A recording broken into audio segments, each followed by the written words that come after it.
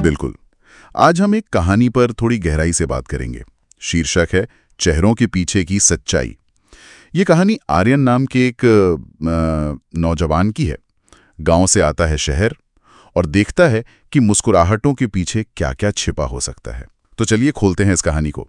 ये दिखाती है कि कैसे भोलापन और भरोसा खासकर नई जगह पर कभी-कभी मुश्किल में डाल सकता है। बिल्कुल। और दिलचस्प बात यह है कि ये कहानी जो है ना, वो भरोसे, धोखे और ये जो बाहरी दिखावा होता है बनाम असलियत, इन जैसे बड़े यूनिवर्सल मुद्दों को छूती है। ये हमें सोचने पर मजबूर करती है कि हम लोगों को कैसे देखते हैं, कैसे परखते हैं। हाँ, तो कहानी का हीरो आर्यन गांव से शहर आता है पढ़ने। एकदम सीधा सच्चा सा लड़का, हर किसी पर आसानी से भरोसा कर लेता है। सोचता है कि शहर के लोग भी शायद गांव वालों की तरह ही होंगे, अच्छे। ये एक आम बात है ना? नई जगह जाते हैं तो एक उम्मीद तो होती ही है, आशावाद होता है। पर कहानी जल्दी ही दिखाती है कि आर्यन की ये उम्मीदें कैसे टूटती हैं। हाँ, शुरू में तो सब ठीक लगता है, नए दोस्त बनते हैं, हंसी खुशी का माहौल। लेकिन फिर वो एक झूठी चोरी की अफवाह फैलती है और अचानक जैसे सब कुछ बदल जाता है। हाँ। वही दोस्त जो कल तक साथ थे, आज वो देखकर मुंह फेर लेते हैं, सोशल मीडिया पर मजाक उड़ाते हैं। एक लाइन है कहानी में जो खास तौर पर ध्यान खींचती है। जो सबसे ज्यादा हंसकर मिला करते थे, आज ऐसे नजरें चुराने लगे जैसे पहचानते ही ना हो। उफ। और यहाँ ये देखना दिलचस्प है कि कैसे ये जो सतही रिश्ते होते हैं वो अफवाहों के सामने कैसे बिखर जाते हैं।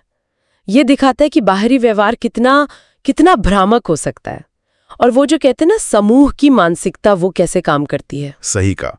आर्यन बिल्कुल अकेला पड़ जाता है, टूटा हुआ महसूस करता है।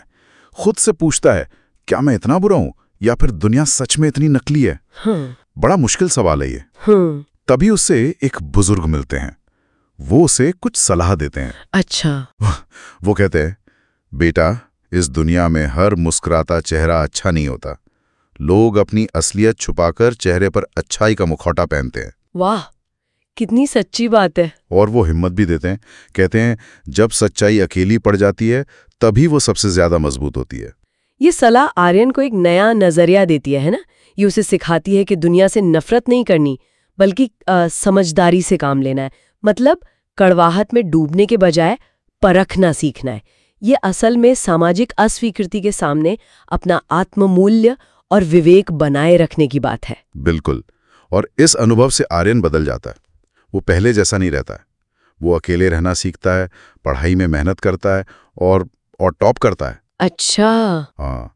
और जब पुराने दोस्त उसकी कामयाबी देखकर वापस आते हैं ना, तो वो बस मुस्कुरा कर कहता है, अब मैं चेहरे नहीं, दिल पहचानता हूं। तुमने मुझे बहुत कुछ सिखाया है, किस पर भरोसा करना चाहिए और किस पर नहीं। ये आर्यन का विकास दिखाता है। वो कड़वा नहीं बना, बल्कि ज्यादा समझदार हो गया। इससे एक महत्वपूर्ण सवाल भी उठता है मेरे ख्याल में, कि हम नकारात्मक अनुभवों से सीखकर बेहतर निर्णय लेने की क्षमता कैसे विकसित कर सकते हैं, मतलब बिना पूरी तरह शक्की बने। सही सवाल है। तो इस कहानी का सार क्या है, निचोड़ क्या है? स्रोत हमें कुछ मुख्य बातें बताता है। हर मुस्कुराता चेहरा सच्चा नहीं होता। लोग दिखाते कुछ हैं, होते कुछ हैं। पहचान बनाने में नहीं, पहचानने में समय लगाओ।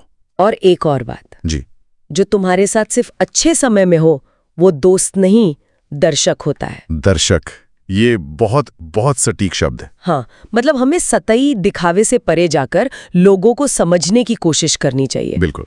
दर्शक और दोस्त के बीच का ये फर्क, ये बहुत महत्वपूर्ण है।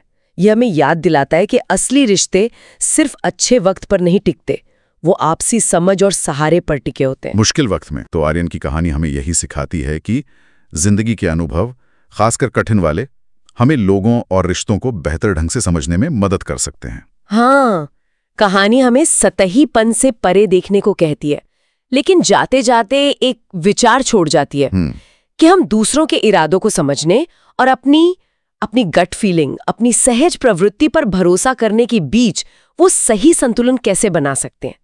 ऐसा संतुलन जिससे हम न तो जरूरत से ज्यादा भोले रहें और न ही पूरी तरह शक्की बन जाए। शायद इस पर सोचने की जरूरत